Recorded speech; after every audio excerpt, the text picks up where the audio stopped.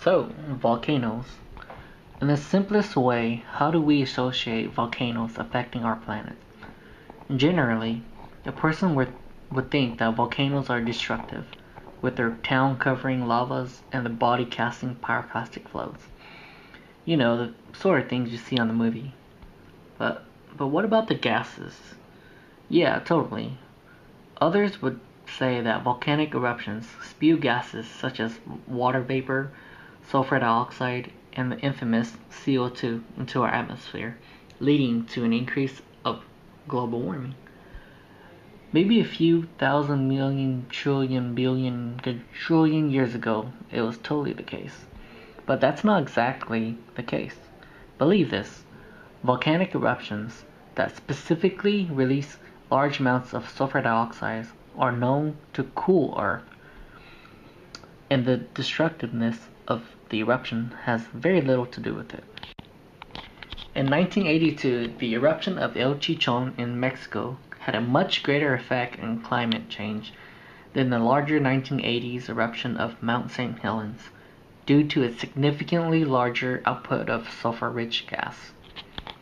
Mount St. Helens' total decrease in global temperature was only by 0.1 degrees Celsius.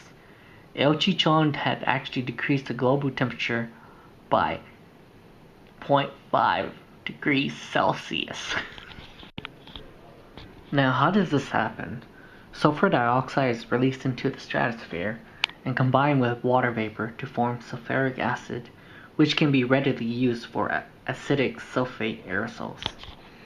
This essentially warms up the stratosphere while cooling the troposphere down. Now great, we know that volcanic eruptions can help cool down Earth. What is the problem now? The problem is that Earth itself is actually warming, and the warming temperatures actually thickens the troposphere, increasing the height of the tropopause. This makes it harder for sulfur dioxide to reach the stratosphere.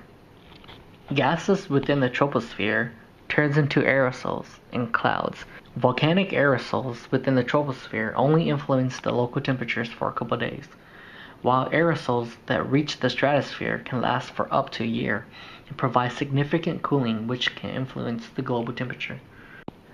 The stratosphere could experience a decrease in its average sulfur dioxide content from an eruption by 5 to 25% over the next 300 years. This could lead to a positive feedback loop between the climate and volcanism.